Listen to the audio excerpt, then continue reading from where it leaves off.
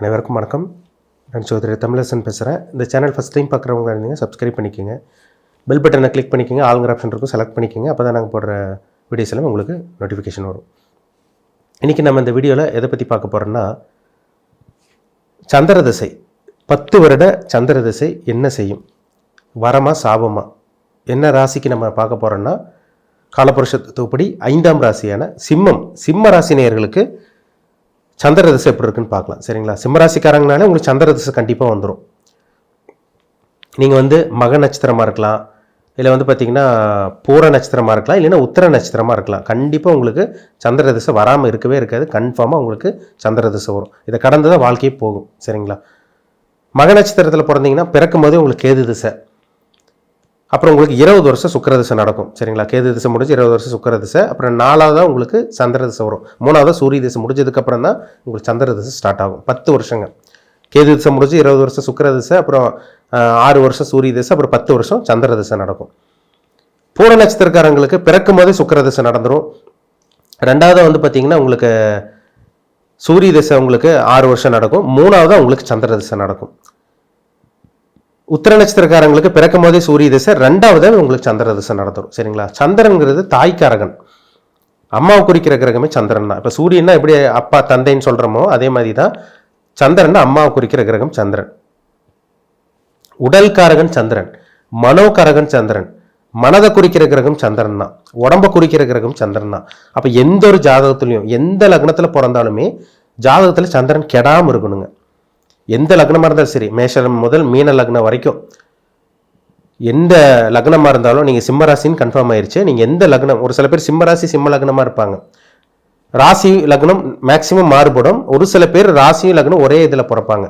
லக்னங்கிறது உயிர், ராசிங்கிறது உடல். அப்போ சிம்ம ராசி சிம்ம லக்னத்தில் பிறந்திருப்பீங்க. உங்களுக்கு சந்திரன் உங்களுக்கு ராசியிலே இருப்பார், ஆனால் சனியோட தொடர்புல இருக்கக்கூடாது. சரிங்களா? அதுதான் ரொம்ப முக்கியம். சந்திரன் கெட்டு போயிட்டாருன்னு அர்த்தம். சந்திரன் சனியோட சேர்ந்தாருன்னா சனி பார்த்துட்டா சந்திரன் கெட்டு போயிட்டாருன்னு அர்த்தம். சந்திரன் ராகுவோட சேர்ந்தா சந்திரன் கெட்டு போயிட்டாருன்னு அர்த்தம். சந்திரன் கேதுவோட சேர்ந்தா சந்திரன் கெட்டுட்டாருன்னு அர்த்தம். சந்திரன் பார்த்தீங்கன்னா சூரியனோட நெருக்கமாக இருந்துச்சுன்னா அமாவாசை யோகத்தில் பிறந்திருக்கீங்கன்னு அர்த்தம். அப்போ சந்திரன் முழுமையாக பாதிக்கப்பட்டுட்டாருன்னு அர்த்தம். சந்திரன் செவ்வாயோடு இருந்தால் கூட அதுவும் சில குறைபாடு தாங்க. சந்திரமங்கல யோகமாக வேலை செஞ்சால் கூட மன ரீதியாக பாதிக்கப்படுவாங்க. ஏன்னா சந்திரங்கிறது நீர் கிரகம், ஒரு சென்சிட்டிவான கிரகம் சந்திரன். செவ்வாய்ங்கிறது நெருப்பு கிரகம். அப்போ சந்திரனோட செவ்வாய் சேர்ந்தா டெம்பர்மெண்ட், டக்குன்னு கோவம் வருது, அடிக்கடி மனக்குழப்பம் ஏற்படுறது, ஆசிலேஷன் மைண்டு, கன்ஃபியூஷன் ஆகிறது, இதெல்லாமே இந்த சந்திரன் செவ்வாய் காம்பினேஷன் கொடுக்கும். மோசமான கிரகநிலை என்னன்னு பார்த்தீங்கன்னா சந்திரன் செவ்வாய் கூட உங்களுக்கு சந்திரன் சனியோட சேரக்கூடாது, சந்திரன் ராகுவோடையும் கேதுவோடையும் சேரக்கூடாது. கிரகண தோஷம் ஆயிட்டாங்கன்னு அர்த்தம். சரிங்களா? அதேமாதிரி சந்திரன் சூரியனோட சேர்ந்தா அமாவாசை யோகம். சந்திரனுக்கு குருவோட தொடர்பு இருக்கிறது அற்புதமான அமைப்பு. சந்திரன் குருவோட சேர்ந்தா மைண்டு தெளிவாக இருக்கும் அவங்களுக்கு. இப்போ சந்திரனை குரு பார்க்குது, நீங்கள் எந்த லக்னமாக இருந்தாலும் சந்திரன் எந்த இடத்துல இருந்தாலும், சந்திரன் 12ல் மறைஞ்சாலும் சரி, 6ஆம் இடத்துல இருந்தாலும் சரி, குரு பார்வை இருக்கிறவங்க ஷார்ப்பாக இருப்பாங்க, தெளிவாக இருப்பாங்க. அவங்க மனசு நல்ல மனசாக இருக்கும், கொடுத்து உதவுற மனசாக இருக்கும் அவங்களுக்கு. இல்லாதவங்களுக்கு கொடுத்து உதவி செய்கிறவங்க ஜாதகமெல்லாம் பாருங்கள், சந்திரனை குரு பார்க்கும். சந்திரன் குரு பார்த்து குருச்சந்திர யோகம் உங்களுக்கு கண்டிப்பாக இருக்கும். சந்திரன் சனி இருக்கிறவங்க கொஞ்சம் கஞ்சத்தனப்படுவாங்க, கொஞ்சம் மனசுக்கு இதாக இருக்கும், கொடுக்கலாமா வேண்டாமா, இதெல்லாம் உங்களுக்கு ஆசிலேஷன் மைண்ட் கண்டிப்பாக வரும். குழப்பம் இருக்கும் உங்களுக்கு, ஒரு தெளிவு இருக்காது உங்களுக்கு. அதுக்கு பிறகு புனர்ப்பு தோஷம்னு சொல்கிறாங்க. ஒரு சில பேருக்கு சந்திரன் சனி காம்பினேஷன் இருக்கவங்களாம் பார்த்தீங்கன்னா 27-28 வயசுக்கு மேலே தான் கல்யாணம் பண்ணுறாங்க. அது மற்ற கிரகத்தையும் பார்த்துடணும். மேக்ஸிமம் சந்திரன் சனி காம்பினேஷன் தான் புனர்ப்பு தோஷம்னு சொல்லுவாங்க. சரிங்களா? சந்திரன் ராகு சந்திரன் கேது இருக்கிறவங்களுக்கெல்லாம் பாருங்கள், கடுமையான குழப்பம், மன ரீதியான பாதிப்பு, சைக்காட்ரிக் டாக்டர்கிட்ட போகிறது, கடுமையான மனக்குழப்பம், சரியான தூக்கம் இருக்காது, அடிக்கடி மனசை மாற்றிக்கிறது, உடம்புல அடிக்கடி ஹெல்த்தில் பிரச்சனை வர்றது, இது எல்லாமே சந்திரன் ராகு சந்திரன் கேதோட காம்பினேஷன் தான் கண்டிப்பாக இருக்கும் அவங்களுக்கு. சந்திரன் செவ்வாய் பார்த்தீங்கன்னா ஆசிலேஷன் மைண்ட் இருக்கும், டக்குன்னு கோவப்படுவாங்க, பிடிவாத குணம் இருக்கும், மூர்க்க குணம் இருக்கும், வைராகம் மிக்கவங்களாக இருப்பாங்க. இந்த சந்திரன் செவ்வாய் காம்பினேஷன் இருக்கவங்க. அப்போ சந்திரனை குரு பார்க்குறது நல்ல ஒரு அமைப்புங்க. சந்திரன் சுக்கிரனோட சேராமல் உங்களுக்கு சுக்கிரனை பார்த்தீங்கன்னா சந்திரன் சுக்கிரன் பார்க்குறது ஒரு நல்ல ஒரு அமைப்பு உங்களுக்கு. இதெல்லாமே நான் சுபகிரகங்களோட தொடர்பு இருக்கணுங்க. இல்லை சந்திரன் தனிச்சிருந்தா கூட ஓகே தான். எந்த கிரகத்தோட பார்வை சேர்க்கை பாவகிரகத்தோட தொடர்பு இல்லாமல் சுபகிரகத்தோட தொடர்பு இல்லாமல் சந்திரன் தனிச்சிருக்காருன்னா ரொம்ப ஷார்ப்பாக இருப்பாங்கன்னு அர்த்தம். அவங்க புத்தி மைண்ட் எல்லாமே சிந்தனை எல்லாமே உங்களுக்கு தெளிவாக இருக்கும். அவங்க என்ன நினைக்கிறாங்களோ அது அப்படியே நடக்கும். மனம் நல்லா இருக்குது, உடம்பு நல்லா இருக்குது, உடம்பு ஆரோக்கியத்தோட நல்லா இருக்க போகிறாங்கன்னு அர்த்தம். சந்திரன் கெடாமல் இருக்கு அவங்களுக்கு. சரிங்களா? இப்போ சந்திரன் கெட்டு போகக்கூடாது. நீங்கள் மேஷ லக்னமாக இருக்கீங்க, உங்களுக்கு சந்திர திசை வரும், 4ஆம் அதிபதியே வருவார். சுகத்தை கொடுக்குற கிரகமே அவர் தான். வண்டி, வீடு, வாகனம், கல்வி கொடுக்குற அமைப்பு, அதே மாதிரி சொத்து சேர்க்கறது, 2 வீலர் வாங்குறது, 4 வீலர் வாங்குறது, இதெல்லாமே இந்த சந்திர திசையில் நடக்கும் 10 வருஷம் திசையில். விருச்சிக லக்னக்காரங்களுக்கும் அதே மாதிரி தான். பாக்கியாதிபதி 9ஆம் அதிபதியே வருவார். அவர் பாதகாதிபதியாக இருந்தால் கூட அவர் 9ஆம் அதிபதியோட வேலையை கண்டிப்பாக செய்வார். சரிங்களா? பாக்கியாதிபதி அவர் நல்ல இடத்துல இருந்து உங்களுக்கு குருவோட பார்வை இருந்துச்சுன்னா அட்டகாசமாக இருக்குங்க சந்திர திசை, அருமையாக இருக்கும் உங்களுக்கு. தனுசு லக்னக்காரங்களுக்கு சந்திரன் 8ஆம் அதிபதியே வருவார். அவர் 8ஆம் இடத்தோடய தொடர்பில் இருக்கக்கூடாது. அப்படி இருந்தால் கூட உங்களுக்கு சுபகிரகங்களோட தொடர்பு இருந்துடணும். 8ஆம் அதிபதி உங்களுக்கு வேற இடத்துல இருந்து ராகுடைய சனியோடு இருந்துச்சுன்னா 10 வருஷம் படாதபாடு பட்டுருவாங்க தனுசு லக்னக்காரங்க. ஏன்னா தனுசு லக்னத்துக்கு 8ஆம் அதிபதியே வருவார். எந்த லக்னத்துக்கு வந்து பார்த்தீங்கன்னா சந்திரன் வந்து ஆகாத ஒரு கிரகம் பார்த்தீங்கன்னா மகர லக்னக்காரங்களுக்கு 7ஆம் அதிபதி வருவார். மேக்சிமம் பாருங்க மகர லக்னக்காரங்களுக்கு சந்திர திசை பெருசாக யோகம் செய்யாது. அவர் நல்ல ஒரு இடத்துல உங்களுக்கு சந்திரன் வந்து உங்களுக்கு நல்ல பாகிஸ்தானத்திலயோ 9ஆம் இடத்துலையோ இல்லை 5ஆம் இடத்துல உச்சம் அடைஞ்சு சுபகிரகங்களோட தொடர்பு இருந்தால் சந்திர திசை வேலை செய்யும். மேக்சிமம் பாருங்க மகர லக்னக்காரங்களுக்கு சந்திரன் 7ஆம் அதிபதியாக இருந்து உங்களுக்கு ராகுவோட தொடர்பு இல்லை சனியோட பார்வை எப்படியோ 3, 7, 10ஆம் பார்வையாக உங்களுக்கு லக்னாதிபதியோட பார்வை வாங்கினவங்களுக்கெல்லாம் சந்திர திசை சுத்தமாக வேலை செய்யாது. திருமண வாழ்க்கையில் பிரச்சனை, மனக்குழப்பம், நண்பர்களால் பிரச்சனை, இதெல்லாமே இந்த மகர லக்னக்காரங்களுக்கு வரும். கும்பலக்னக்காரங்களுக்கு சந்திர திசை வரவே கூடாது. வராமல் இருக்கிற வரைக்கும் நல்லது. கும்பலக்னக்காரங்களுக்கு சந்திரன் 6ஆம் அதிபதியாக வேலை செய்வார். 6ஆம் அதிபதி வேலை செய்வார். அவர் எந்த இடத்துல இருந்தாலும் ஒரு ஃபுல் ஸ்டாப் வைக்காமல் போகவே போகாதுங்க. எந்த இடத்துல இருந்தால் உங்களுக்கு பிரச்சனையும் வில்லங்கத்தையும் கொடுக்காம இருக்கவே இருக்காது சந்திரன். அவர் சுபகிரகங்களோட சேர்ந்தா தப்பிச்சுக்கலாம்.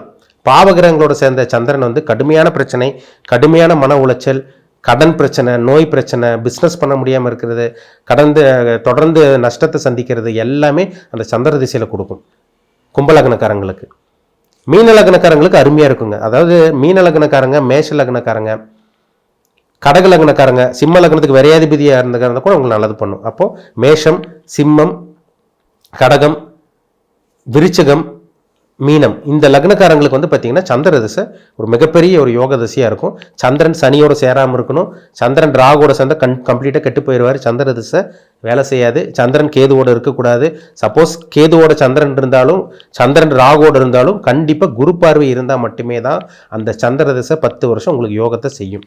இல்லைன்னா உங்களோட உடல் ஆரோக்கியம் கெட்டு போகும். மேக்சிமம் பாருங்கள் இந்த 10 வருஷம் வரக்கூடிய சந்திர திசையில் அம்மா வேலை இழக்கிறவங்கெல்லாம் பாருங்கள் இந்த சந்திரன் ராகு 4ஆம் இடம் கெட்டு, சந்திரன் ராகுவோட இருந்து, சந்திரன் கேதுவோடு இருந்து, சந்திரன் சனி பார்த்து 4ஆம் இடத்துல பாவகிரகம் சம்மந்தப்படுறவங்களுக்கு தான் அந்த சந்திர திசை வரும்போது அம்மாவை இழக்கிற மாதிரி வரும். அம்மா விட்டு பிரிஞ்சு போகிறது, இல்லை அம்மா வந்து பார்த்திங்கன்னா கண்டத்தில் போய் மாட்டுறது, அம்மாவுக்கு அடிக்கடி ஹெல்த் பிரச்சனை வருது, இவங்களுக்கும் ஹெல்த் பிரச்சனை வரும். அவங்க அம்மாவுக்கு அவங்க தாயாரோட உடல் ஆரோக்கியத்தையும் கெடுதல் வரும். அதே மாதிரி வந்து பார்த்திங்கன்னா 4ஆம் இடம் கெட்டு சந்திரன் காரகன் எல்லாம் கெட்டுருச்சுன்னா அம்மாவை பறி கொடுக்குற மாதிரியெல்லாம் வரும் அந்த காலகட்டங்களில் சந்திர திசையில். அப்போ சந்திரன் பாருங்கள் எந்த அளவுக்கு வேலை செய்யுது பாருங்கள். ஏன்னா உடல் காரகன் சந்திரன், மனோகாரகன் சந்திரன், அம்மாவை குறிக்கிற கிரகம் சந்திரன், உங்கள் மனதுக்கு அதிபதியே சந்திரன் தான். உங்கள் உடம்பு நல்லா இருக்கா, உங்கள் மனசு நல்லா இருக்கா, சந்திரன் வச்சு சொல்லிடலாம். இவங்க குழப்பவாதியை ஸ்டெடியான ஆளா இது வச்சு சொல்லிடலாங்க. சந்திரன் சனி இருக்கக்கூடாது, சந்திரன் ராகு இருக்கக்கூடாது, சந்திரன் கேது இருக்கக்கூடாது, சந்திரன் சூரியனோட சேர்ந்து அமாவாசை அமைப்பில் இருக்கக்கூடாது, சந்திரன் செவ்வாய் இருந்தால் கூட உங்களுக்கு அது நல்ல இடத்துல இருந்தால் கூட சந்திரன் ஓரளவுக்கு வேலை செஞ்சிருவார். சரிங்களா? சந்திரன் மேக்சிமம் குருவோட பார்வை, குருவோட சேர்க்கை, சுக்கிரனோட தொடர்பு இருந்துச்சுன்னா கண்டிப்பாக அந்த சந்திரன் மிகப்பெரிய ஒரு மாற்றத்தை அந்த 10 வருஷத்தில் கண்டிப்பாக கொடுக்கும். நீங்களும் நல்லா இருப்பீங்க, உங்கள் அம்மாவோட ஆரோக்கியம் நல்லாயிருக்கும், உங்கள் மனசும் தெளிவாக இருக்கும். அந்த கொடுத்து உதவுற அந்த குணம் சொல்கிறாங்க பார்த்தீங்களா, ஹெல்பிங் டெண்டன்சி உங்களுக்கு கண்டிப்பாக இருக்கும் இந்த குருச்சந்திர யோகமெல்லாம் இருக்கிறவங்களுக்கெல்லாம். அப்போ பிறப்பு ஜாதகத்தை பாருங்கள், சந்திரன் எப்படி இருக்கார் பாருங்கள்.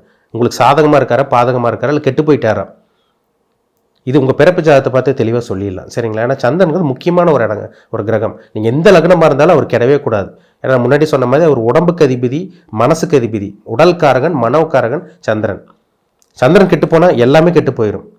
மனசு கெட்டு போகும், எண்ணங்களே உங்களை அடிக்கடி உங்களுக்கு டைவெர்ட் பண்ணி விட்டுரும், தெளிவாக சிந்திக்க முடியாது, அடிக்கடி ஆசிலேஷன் மைண்ட் வரும், குழப்பமாக இருப்பீங்க, நீங்களும் குழம்பி அடுத்தவங்களுக்கு குழப்பி விடுறதெல்லாம் பார்த்தீங்கன்னா இந்த சந்திரன் பாவகிரகங்களோட சேர்ந்தவங்களுக்கு கண்டிப்பாக ஏற்படுத்தும். சரிங்களா?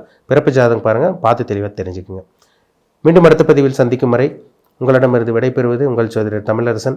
இந்த சேனல் பிடிச்சிருந்தால் உங்கள் நண்பருக்கு ஒரு ஒன்று ஷேர் பண்ணுங்கள், லைக் பண்ணுங்கள், சப்ஸ்கிரைப் பண்ணுங்கள், பெல் பட்டனை கிளிக் பண்ணிக்கோங்க, ஆளுங்கிற ஆப்ஷன் இருக்கும், அதையும் செலக்ட் பண்ணிக்கோங்க. அப்போ தான் நாங்கள் போடுற வீடியோஸ் எல்லாமே உங்களுக்கு நோட்டிஃபிகேஷன் வரும். நன்றி, வணக்கம்.